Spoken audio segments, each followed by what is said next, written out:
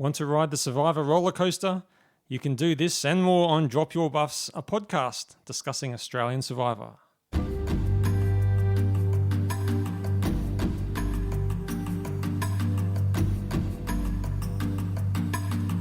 On this podcast, we'll be discussing the Australia Survivor episode that aired on Tuesday, the 27th of September. So if you haven't seen this episode yet and don't want to be spoiled, grab your things and head back to camp. Don't forget to subscribe to this podcast if you haven't already, and you can follow us on Facebook and Twitter. Just go to dropyourbuffs.com for more details.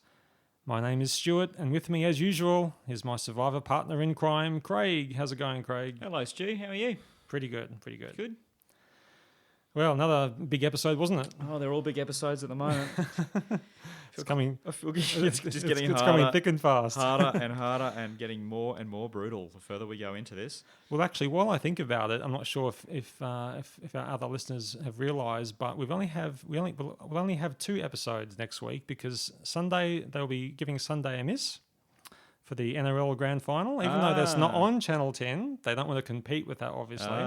Okay. So we just have 2 episodes, Monday, Tuesday. Tuesday. So what we'll probably do for next week is just do is have the podcast come out on the Tuesday night covering those 2 episodes. I better put that in my diary. So let's get right to it. Yeah. And we start off with Nick basically saying that he's been destroyed by so many people. And it just went on, this conversation. He was very distraught, wasn't he? He was very distraught. Genuinely upset. Yes. Genuinely upset. I think it seemed to be almost the slur on his character as he saw it. Yeah, he made that comment about he's really personally. Yeah, he's part of a family, he's part of a school community, he's got a fiance, and he said, that's just not who I am, and I don't want people thinking that's how I am. It took it very, and you can understand it. It was people calling him a snake to his face. Well, it's a common Survivor problem, and it's just blurring the line between what's a game and what's real and all that sort of thing. And there aren't any clear answers really to that question. And I think some people handle that better. Some people are able to compartmentalize that better. But he was genuinely that wasn't an act. He was genuinely upset about what was said about him. Well, it probably doesn't help the fact that he had obviously used his idol the last episode, so he was feeling completely vulnerable now. Yeah, that's right. He felt everyone was against him, and he had no defence against it either. Yeah, but we heard a lot about it. There was a lot of talk in the immediate aftermath of Tribal Council, and then the following morning, he's still saying that was the worst night of my life, and he actually said he was feeling vulnerable. But who have I been a snake to? He didn't seem to genuinely understand where that comment was coming from. Who have I been a snake to? He said it. No, I thought it was particularly sad how they had that shot of him just forlornly peeling his coconut, sort of, he's pulling the strands off the coconut. It was a very sad picture, wasn't it? It was. But equally, we had Brooke and Flick very annoyed with Sam as well for the way he had gone the night before, because, of course, Sam voted for Nick. He went against his alliance in the previous vote. When Kate was voted out, he went for Nick. So Brooke and Flick, and we know what happens when you get on the wrong side of Brooke and Flick. I know, how dare Sam go ahead and do something that he wanted to do without asking for permission first? There's an element of that, isn't there? What was he thinking? There is definitely an element of that. Now, Sam tried to clear the air there with Brooke. Do you think he succeeded there? Because he was saying things like, I wasn't trying to wreck the alliance, and it was the best thing to do, and it wasn't anything against the alliance. It was just, saying all these things. Do you think... I thought he sounded pretty plausible. I mean, he's a pretty sort of believable guy. Totally. That's what I'm saying. I totally agree. He's a pretty up and down sort of guy, and I think he was quite genuine in what he was saying. But do you think Brooke was accepting of that? Well, I think to answer that question, we have to draw some triangles in the sand and try and work out the hierarchy. Yes. And what a shame we don't have Kate to do that. That's anymore. Right, exactly. Now, of course, where this is all leading to as well is that Nick being so sad, all he wants is some contact with his family and so on. And that leads us to the reward challenge. And wasn't that a beautiful segue, the way they set that up? Just the editing, Yes. What I really need right now is something from my family. Boom, tribal. Here we are in immunity. And lo and behold, we got letters from home. Exactly. It was a beautiful thing. It was, yeah. What I wasn't sure about was whether it was just going to be letters from home or were they going to actually get their family members there in person. which I guess still could potentially happen, couldn't it? It's not. Oh, it's, I it's reckon not they unheard of. will. I reckon they will. I think we've talked about this before. It generally But they have happens to get later yeah. when there's less people. But yeah, It cuts down the airfare yeah, bill. that's right. But it made me think because you've got different people talking about who they want to see, if it's their fiance or their mum or whoever it is. Matt was missing his dog. Exactly. And that made me think, okay, let's say I'm on Survivor. Let's say I'm single, I'm an orphan, and I have no friends, but I've got a dog. Can I have my dog as my loved one to come on the island with me? Quarantine, Stu. I think you'd have a quarantine problem if you want to do that. Yeah, but imagine having your loyal companion doing that, doing some challenge with you. Wouldn't that be awesome? Well, it depends what the challenge is. That's right. Wouldn't back a dog to be very good at a puzzle. Anyway, it does raise It's a good thought. Yeah, It's a good thought. Good on Matt. He's obviously got a great dog. Now this challenge is the water obstacle course that starts with a really fun looking slide at the start. I wanted to have a go on that. That looked awesome fun. And but the rest of it looked pretty exhausting after that though. To be honest, so all that waist deep water they had to run through. It's like trying to even walk through water, let alone run through for the reward that was at stake there. That's right. And some of them were just were literally collapsing on the beach when they got to the end of their segment. Exactly. Yeah, that's right. Now it was the yellow team that completed the first part of the challenge first. So the yellow team was Nick, Lee, Sam, Kylie, and Elle. Yeah. And the second part of the challenge was the ring toss. But basically the other team had caught up by that stage. So it was really anyone's game at that point in that second phase. It was 2-2 at one stage. The blue team really came back with some really lucky tosses there. That's right. Yeah. So, but eventually it was Nick from the yellow team who got the final ring and won for yellow.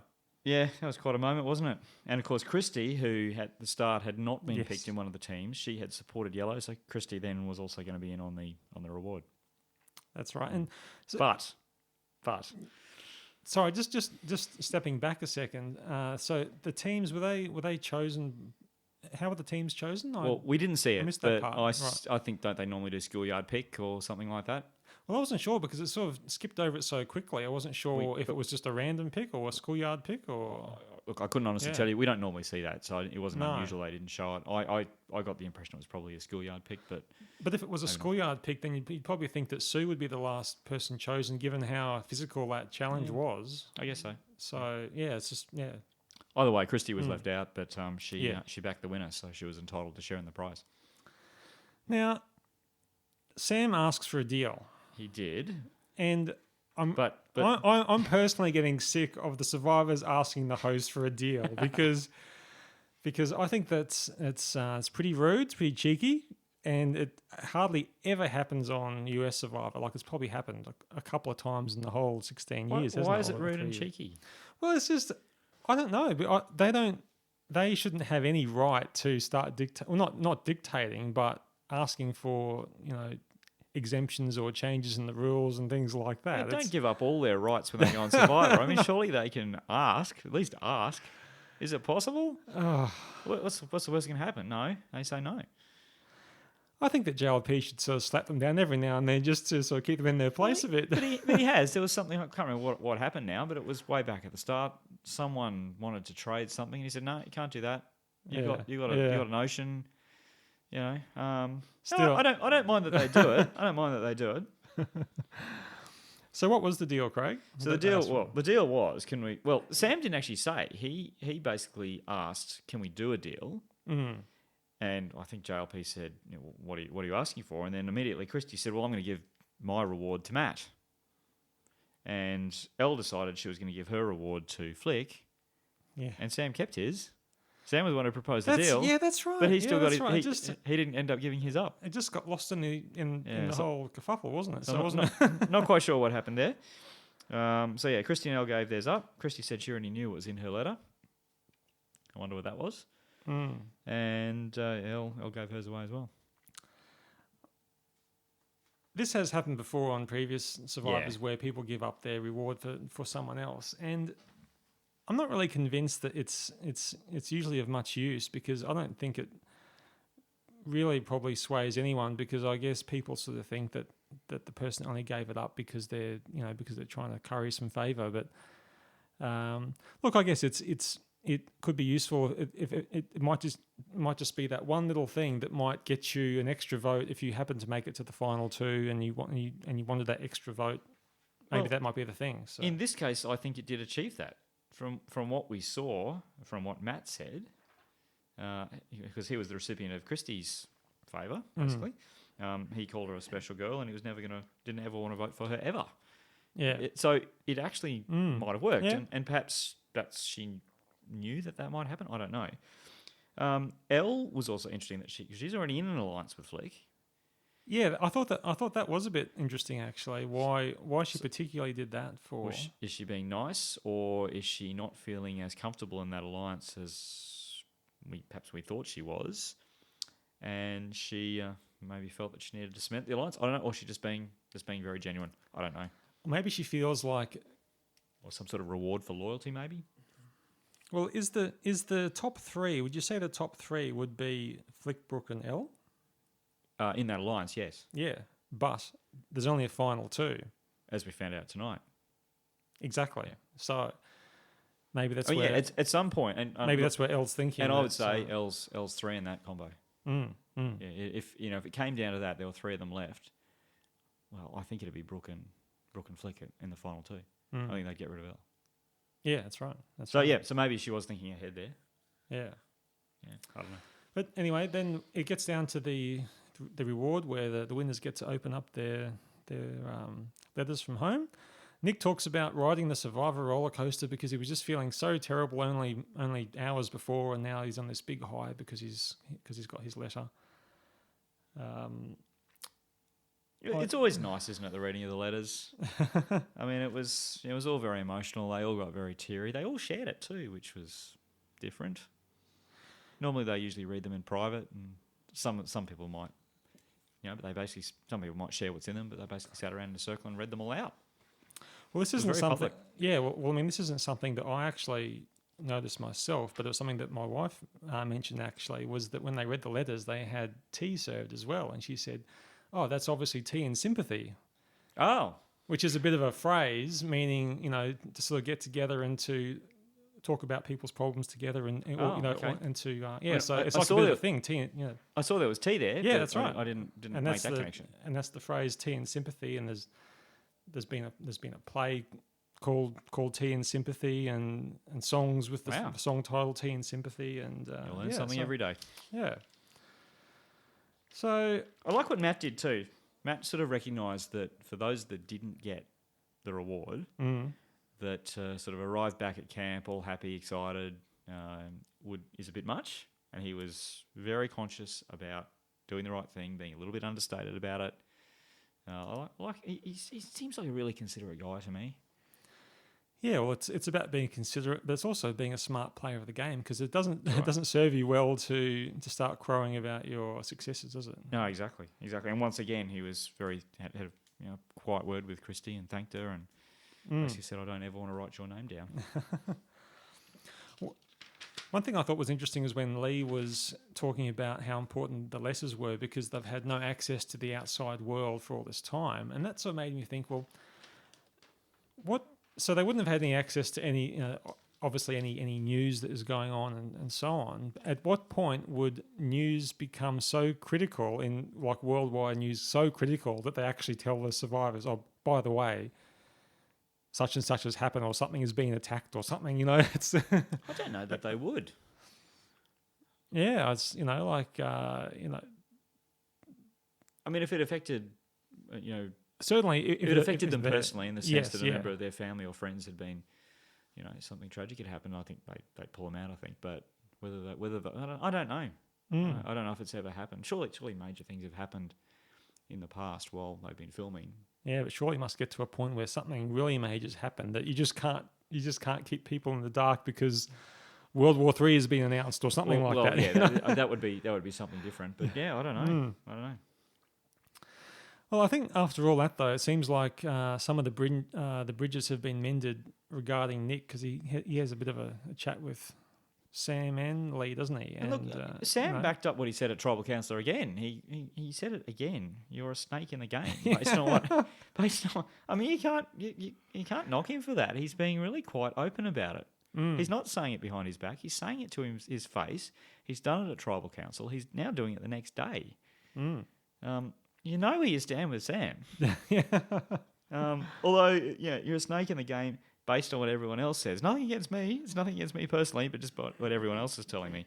I don't know. But Nick, yeah, you're right. Nick did say that he felt like he'd regained some lost ground after his chats with Sam and Lee. Yeah, and it did certainly sort of feel a bit better in the camp as well. At least they had a go at working it out. Then that takes us to the immunity challenge. Oh my God! Now this was an ordeal, wasn't it? This was an ordeal. This was the pole. Each survivor had a tall pole that they had to cling to for as long as possible. And that was a long time, as it turned out. Yeah. They could draw straws or something like that to choose which pole, which I'm not really sure what difference that actually makes. But who knows? So all of them lasted at least 45 minutes. So Sue was the first to go. Yeah, just after the 45-minute mark. Impressive. It is. That's very impressive. Yeah. And also, I mean, just I think it's impressive if you've got a full belly, but these guys aren't eating much. No, that's right. So the energy required to do that, it was seriously impressive from all of them, I thought. It was very hard watching Lee, though, because he had a few falls there that were struggling, very painful. Yeah, just horrible. I just love these endurance challenges, though. You can really see who really wants it. Well, I guess we don't know really how long it would have gone for, because it was ended by agreement, basically, wasn't it? At the end. Was, yeah. So Brooke gave up. It came down to Brooke and Kylie with the last two, and Brooke gives up so that she can get one of her love letters or one of her letters from her loved ones, and making Kylie the winner. It really shows how comfortable Brooke must feel. She thinks she has this in the bag. It does. It is a pretty hard call, isn't it? To you have to be pretty confident to step off at like this that. point, rightly so. I think it would be it would be the biggest blindside of the show so far if she was to go. But it clearly indicates that she doesn't think she's in any danger at the moment. Well, I guess even though that reward that she picked up, it wasn't food or anything like that, but we've seen on previous Survivor challenges how uplifting it is for those people who haven't seen their loved ones for weeks and weeks to get that, can really just get them back in the game, get their head back in the right space so they can last out the rest of their time. So maybe she's feeling comfortable, and she thinks this is just an even bigger boost to really help her get there. Yeah, to make sure she gets there. Yeah. But Kylie, you've got to hand it to Kylie. I mean, she looked like she had a lot left yet, and she could have kept going. And she hung in there. Yeah, impressive effort for Kylie. Exactly. Well, she's 5 hours and 50 minutes, wasn't it, in the end? Yes, which almost 6 hours. That's a long time to be still. Almost 6 hours, but it's only halfway towards the longest ever Survivor challenge, which was way back in season 10. So that would have been around 2005 or something like that. I think I remember this. They were on some sort of pontoon, some sort of very small pontoon. And it was the very good, Craig. And it was keep going. Yeah, and I can't remember the names. It was the guy who I think eventually won that series. He was from New York. He was a firefighter, and the guy. Oh, yep. What's that? Keep going. Right? It's right. Keep going. And the guy that ran second was a dolphin trainer, and I can't remember his name either. Wow, what a memory! But I thought it was something like 17 hours. That one. No, it was Survivor Palau, and it was almost 12 hours. So it was about double what this one was, and they all had to hang on to. They each had a floating buoy, or as they say in America, buoy. And they had to hang on to this buoy for as long as they could. And it was like the final 3 challenge, I think. Yes, it was. It was. And in that one as well, a deal was also made to finish that challenge. Because the dolphin trainer jumped off. Yeah, that's right. And Tom agreed that he would. Tom, that's him. Yeah. Yeah, and it was Tom the fireman who agreed that he was going to. He'd promised to take someone else, or to. And he went on to. And he went. I think he went on to win the. Yeah, that's right. The million. Yeah. So a bit of Survivor history there for There you. you go. Well, 6 hours, that's a very long time. That's right. Now, the pre-tribal scramble. No. They're Now- not good at this, are they? Oh, It's always so confusing. yeah, it was confusing for them. It was confusing for me. I don't know what was going I- on. To be fair to them, they probably didn't have much time. I suspect that immunity went much longer than anyone expected. They seem to be getting back to camp very late in the day, That's a good point. and I suspect they just did not have much time. It looks like they were eating. They were basically making dinner. They probably have to do that before tribal council. It's probably quite hard to, once the sun goes down, it's probably quite hard to do anything, I suspect. So they're trying to get that out of the way. It all seemed to be happening. So I suspect they had no time at all, really, to sort that out. You'd think, though, that they might have been talking about that beforehand, but maybe not. But yeah, it just seemed very chaotic to me. Yeah, well, it was basically this sort of, it seemed to be going to be a split vote between Nick and Sue, and there was some confusion over who was voting Nick and who was voting Sue. And then I think Matt was worried that they had too many votes going towards Sue, and he actually said, I hope we don't stuff this up. Well, yeah, there was every chance they were going to. So I wasn't sure if that was going to be fatal last words or anything, but now... just before we get on to the actual tribal council too, we had Brooke, Flick and Elle basically saying we've got the guys, what we were saying earlier, we've got the guys under our thumbs. We're in control here. And I think they're right. Mm-hmm. I think they're right. Yep. The guys are not controlling this. Those three are. Well, in tribal council, again, I thought it was just another council where there was lots of talking going on, and nothing sort of particularly amazing was being revealed by the host, unfortunately, with his questions. Although Sam said that he would have Kate back in a heartbeat, saying that she was more deserving than Nick. He's just so upfront saying this. That just started it all, didn't it? It did, and maybe that shows his lack of experience with Survivor, because he's probably the greenest of the Survivor contestants, isn't he? Sam? Yeah. And I think I can't remember now, but I think he's one. He said in his original interview that he'd never seen a full episode, if I remember correctly.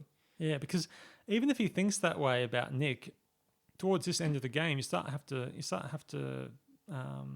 to start thinking about the fact that these people are going to end up being in the jury.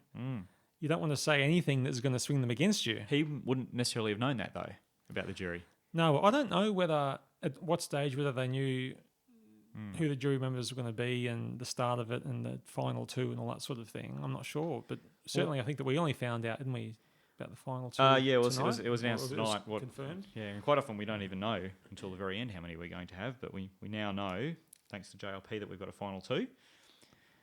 Which I think means we've got a jury of 9, doesn't it? Is that right? I think we're at 11 at the start of this episode. So that makes sense. Yep, that does make sense. Just at this point, there's one person who we are just not talking about because we're just not seeing anything they're saying. They're not saying very much at Tribal Council, and that's Jenna Louise. Exactly. And I've been seeing that on tweets as well. Watch out for Jenna Louise. You think that? Why is that? Do you think that she's been very under the radar? She is very much under the radar. Not saying much at all. And we know from what we've seen of her previously that she's very vivacious sort of personality, but she's just not talking. And she's just she certainly had that big blow up with Nick, but that was ancient history now. Yeah. But and certainly her, I guess her sort of lack of screen time and so on hasn't gone unnoticed by people on Twitter, because they've been saying the same thing. They're saying, who's this JL character? We don't even know who she is anymore. Yeah, so. Keep an eye on her. When people go quiet, that's when... It's like when your kids go quiet, Stu. It's like when the kids go quiet, there's something up. So, with the votes, I thought it was quite funny how Nick wrote down Sue's name, then turned around, for old time's sake, Sue, as you goes, whatever. Good on you. I love Sue. She's brilliant. Nick had a bit of a ramble, didn't he, during that tribal council? You know, he had Sam say that thing about you're not as deserving. And he said that's harsh, and he did all that stuff about Survivor's not fair, and it's all about people doing what they say they're going to do. And to me, it seemed like he started rambling a bit. I actually tweeted that at that point and said, "Uh-oh, Nick, you're talking way too much." Yeah, there comes a time when you have to stop. You just have to stop. He just can't help himself, can he? But he gets very wound up. He does. But he left a time bomb. I'd say he's called out what the alliance is, which is what Kate had done the night before. Yeah. So it's nothing that Kate hadn't already said, but Nick's now reinforced it. He said who he thinks they are. It's Brick Fluke and Brick Fluke. Oh. Brooke. Ding. Brooke, Flick, and Elle. That's actually not that easy to say when you try and say it quickly. No. Are a core, and he also said Sam and Leah there as well, and that Matt thinks he's more in it than he actually is. That's going to cause some drama, surely. That's going to get people thinking. Well, I think it should. Well, really, I think that now is the time for the guys to take control. I hope next week in the next episode. They should have done it 2 episodes ago before they got rid of Connor when they had the opportunity to do it. That you get Sam, Lee, and Matt, who are the only 3 guys left now. Yeah. And to try and take back control from the 3 girls on top. So and JLP helped that process along as well. Well, before I say that, I love how Sue goes, look, I'm on the bottom. I just am. I'm on the bottom. I've been expecting to go for the last week. But then JLP sort of had a bit of a chat with Sam and said, but hang on, you tried it. You tried this on last night, last tribal council, and it didn't work. You clearly don't have the power. And he sort of gave him a bit of a, oh, okay. So he really called him out, didn't he? He did. He just basically said that he was, he had no influence. No, which is true. Yeah. That's exactly what's happening. So Sam looked a bit quizzically. So I think all of the combination of all of that, Kate had said at the previous tribal council, and we got a little sense in the preview that it might be all starting to unravel. I think it's going to start happening. It's going to get harder for them now because there are just not many of the old Val left to go. No, There's only Christian Sue left. Yeah. There's only Christian Sue left. They're going to have to start turning on each other. Should we read out the votes? Yes, read out the votes. So in the end, Sue got 3 votes from Nick, as we all know, everyone knows, Lee and Matt. Yep. And Nick got a total of 8. So all the other votes from Sam. Sam finally got rid of him. Second tribal council, he's voted for him. Christy, Jenna Louise, Brooke, Flick, Elle, Kylie, and Sue all voted for Nick. He didn't have an immunity idol this time, so it's time for him to go. But the great news is, as we found out tonight, he's the first member of the jury, and I think that's going to make for a very, very entertaining final tribal council. It certainly will. It certainly will. I'll just get the sad music going. Sad music. While we talk about Nick, but of course we're sorry to see Nick go, as we're sorry to see everyone go, really. But apparently this is Nick. Nick will be holding everyone accountable on tribal council, which I thought about. I wasn't sure what he meant by that because. Well, I understand what he means. If you're on the jury, you can't talk, obviously. But the way he was saying it was like he was going to hold them accountable at every tribal council until the end. Well, so that is what he said. You just enjoy the end of the sad that's music. right. There we go. I mean, I understand how that works at the very last tribal council, but I really don't get what he's going to be able to do tribal council by tribal council. Maybe he was just talking. He's not, or maybe he's going to do some massive eye rolls. I'm not sure. Unless the rules are different for Australian Survivor and maybe they can talk. I hope not. I hope so. I hope they don't change it as well. No, but that's maybe right. there is something we don't know yet. And so that was that. And I'm glad that they're doing a final 2 because the original Survivor started with final 2s, then they moved to final 3s. Yep. And most of them have been final 3 ever since, with the odd final 2 every now and then. But pretty I prefer much 2. Yeah, because it is usually a 2-horse race anyway, and so the third person never gets any votes. And it's always a bit uncomfortable having there at that final episode someone getting 0 votes. There's always someone who's been dragged along in the final 3 because they're just unwinnable and you want them sitting beside you.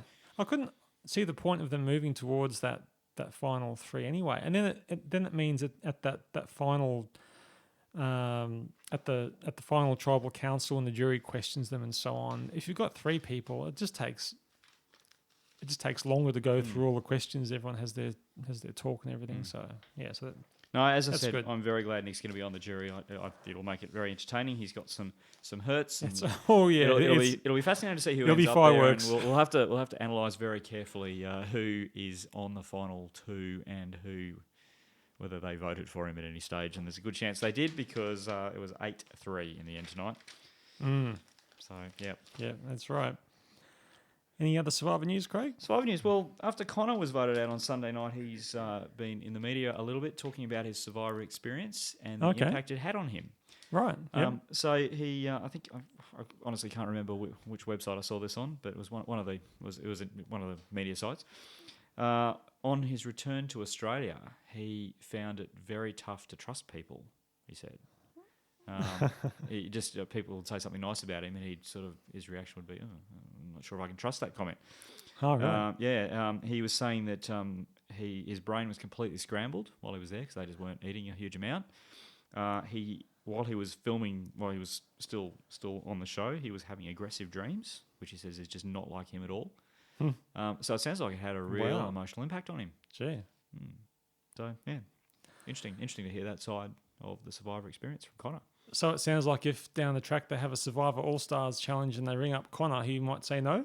No, at the end of the article said he would do it again. Oh, really? Okay. He'd be in there once again. And he thought I think he said that most survivors would feel the same way. Despite all of it, despite the hardships, he'd be back. All right, okay. Yeah. Oh, interesting. So maybe that America-Australia series we talked about last time. Oh, wouldn't that be good? That'd be so good. Well, that takes us to the end of that episode. So we have a little break, as we said, on Sunday because there's no episode coming out on Sunday. So we just have 2 episodes, Monday and Tuesday night next week. So thanks very much for joining us, everyone. Thanks, Craig. Thank you. Enjoy the week. Hope your footy team wins on the weekend. Yeah. See you later, guys. Bye. Bye.